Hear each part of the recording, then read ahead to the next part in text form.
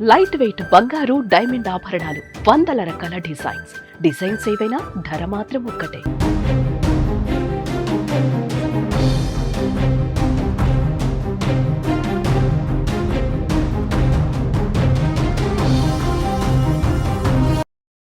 వైకుంఠ ఏకాదశి టోకన్ల జారీ కేంద్రాల వద్ద జరిగినటువంటి తొక్కిసలాటకు సంబంధించి ఇప్పటికే నలుగురు చనిపోయినట్టు అఫీషియల్ గా ధృవీకరించారు. దాంతోపాటు కూడా చాలా మంది ఇప్పటివరకే తీవ్ర గాయాలైనట్టు తెలుస్తుంది. అయితే దానికి సంబంధించినటువంటి బంధువులు ఇక్కడ ఉన్నారు, వాళ్ళతో మాట్లాడదాం. సార్, ఎక్కడి నుంచి వచ్చారు, ఎంతమంది వచ్చారు?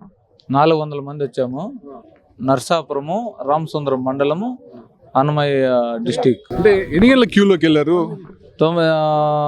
మధ్యాహ్నం 3 గంటలకు వెళ్ళాం. అక్కడ పార్క్ లోకి అక్కడ ఏం వ్యవస్థ లేదు. ఒకేసారి గేట్లు తెరడం వల్ల ఈ పరిస్థితి వచ్చింది. చాలా. మీ వాళ్ళు ఎంతమంది గాయపడ్డారు? మా వాళ్ళు ఒక 10 మంది గంట గాయపడ్డారు. ఎట్లుంది వాళ్ళ పరిస్థితి? వాళ్ళ పరిస్థితి ఇక్కడ తీసుకొచ్చాము. ఇక్కడ సరిగా ట్రీట్మెంట్ లేదు. ఇంకా సిమ్స్ కు ఇద్దరిని మార్చాము.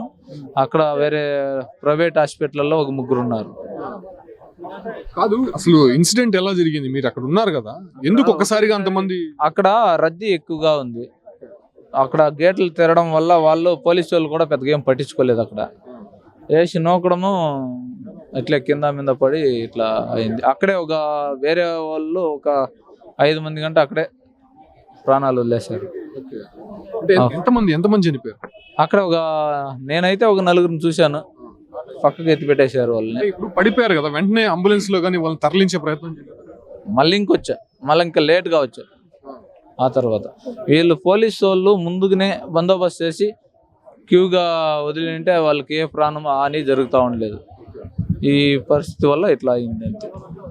సో అధికారులు వచ్చి మాట్లాడారా? వాళ్ళకి ఏమైనా మెరుగైన వైద్యం అందించి? ఇట్లా అవుతా ఉంటే అధికారులు ఏం చూడం కదండి సార్. వాళ్ళు ఎవరు ఏమి ఎట్లా ఎవరు ఏడున్నారో తెలియదు. మబ్బు ఆ పరిస్థితి వల్ల ఇట్లా అయింది. చూస్తున్నాం, ఏదైతే తొక్కిసలాట్ లో గాయపడినటువంటి వాళ్ళ బంధువులకు సంబంధించినటువంటి వీళ్ళు హాస్పిటల్ వద్ద ఆర్తనాదాలు వినిపిస్తున్నాయి. చాలా మంది కూడా చనిపోయినట్టు ధృవీకరించారు.